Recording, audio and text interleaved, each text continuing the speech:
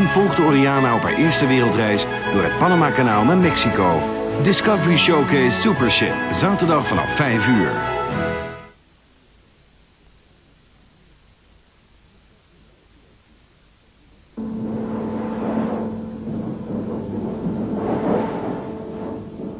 In the 1980s, computer-aided design, robotics and composite materials set new standards for Saab excellence.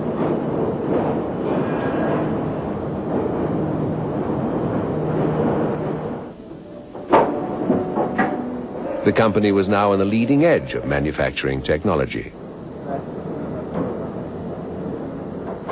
The first vehicle to be designed with this new generation of technology was the aerodynamic Saab 900. Customers wanted something new, and Saab wanted to make bigger and better equipped cars.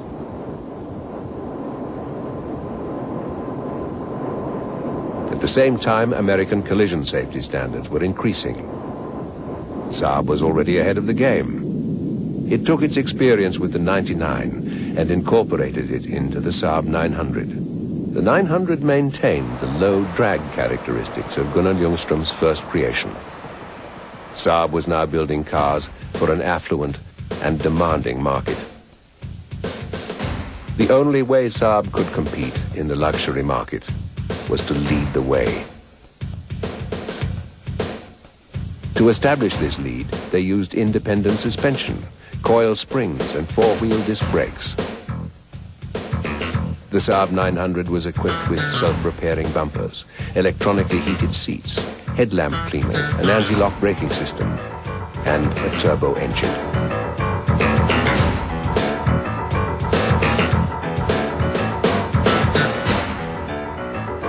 Borrowing from their aerospace experience, Saab's engineers developed a feature that allowed the engine to recognize and burn multi-octane fuels. Engine development became an obsession through the 1980s. The demand for more power created multi-valve engines and the turbo. Saab collaborated with General Motors to develop a new V6 engine. Production of the 900 reached its peak in 1984, with over 88,000 cars that year. As the world's automotive market becomes more competitive, it's more difficult to increase sales. But Saab believes that the 900 sales will keep growing throughout the 1990s. The Cabriolet will always be remembered as the hottest 900 ever produced. Originally introduced in 1986 for the American market, over 27,000 were sold in that first year. Saab was at work on a new model.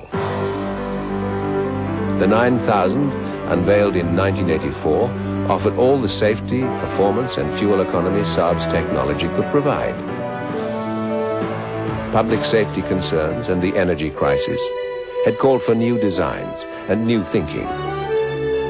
The 9000 answered that need. Saab took extreme care to ensure that this car would prove to be one of the finest in the world.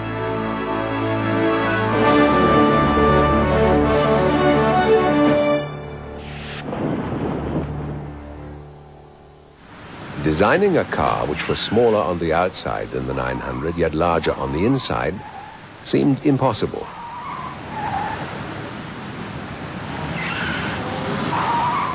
But with the use of computer modeling and a philosophy of elegant simplicity, the impossible was achieved. The 9000 was given a longer wheelbase, a wider track, a transversely mounted engine, and front-wheel drive. This combination ensured that the engine occupied the smallest possible space and maximized the room available for the occupants and their luggage. Externally smaller than the 900, the 9000 was the biggest car the company built. The press loved it.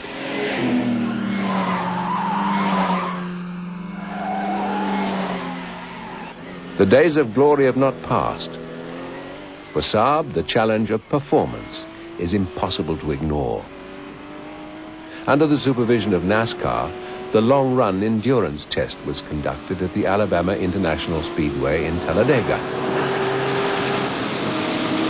After 20 days of all-out driving, each car totaled 100,000 kilometers, or 62,000 miles, equal to 2.5 times around the world, with the best average speed of 132 miles an hour.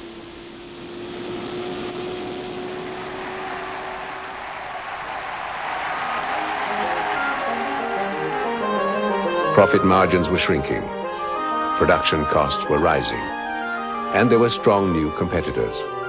Saab, like many of the smaller manufacturers, recognized that surviving in the future would be a precarious balancing act.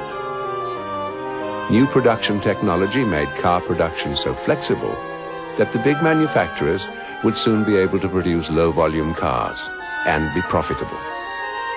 Small producers like Saab were under attack.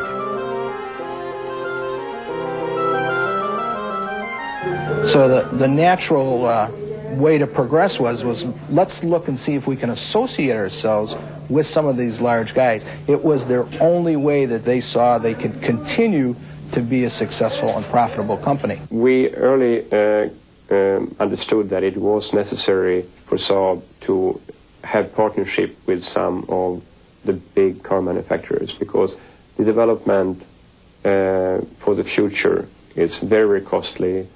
You need to have huge resources, and we understood that we couldn't move into the future by ourselves.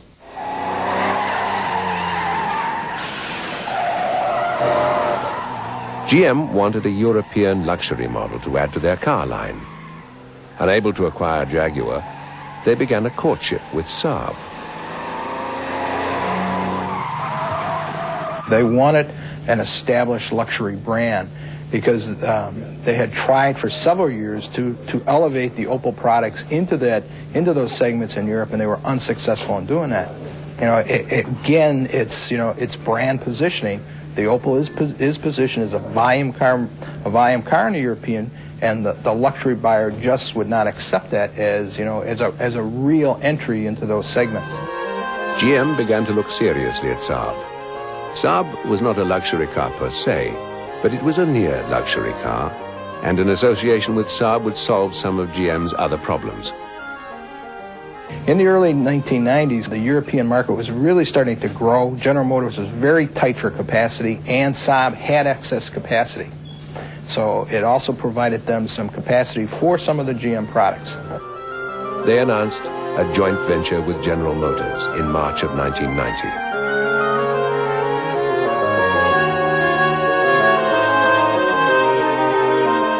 Saab lovers hope the two corporate cultures will provide the resources for continuing Saab's unique blend of technology and performance. Investors hope the arrangement will make Saab more competitive. The response to the introduction of the revamped 900 in 1994 indicates that both camps will be pleased. In the end, the consumers have the last word, and so far they like what they see. There are plans for an updated 9000 and a completely new model. To be successful, we have to grow. For the next couple of years, our outlook is in the area of 100,000 to 120,000 cars. We think by the end of this decade, we have to be producing 150, and in the post-2000 period, we have to be producing more than 200,000 cars a year. To do that will mean two things. Number one, a broadened product line. A lot of feasibility studies, a lot of market research going on today as to what type of markets should we be looking at, what type of market segments we should be looking at, and then secondly, what markets should we be in.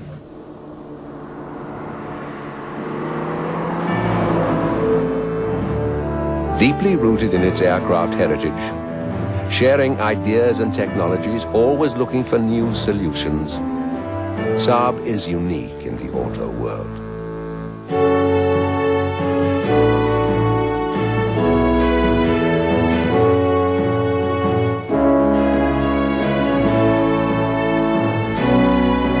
The story of Saab is a story of refinement, always looking to solve problems from a different point of view. Saab risked its future on adventurous design and technology.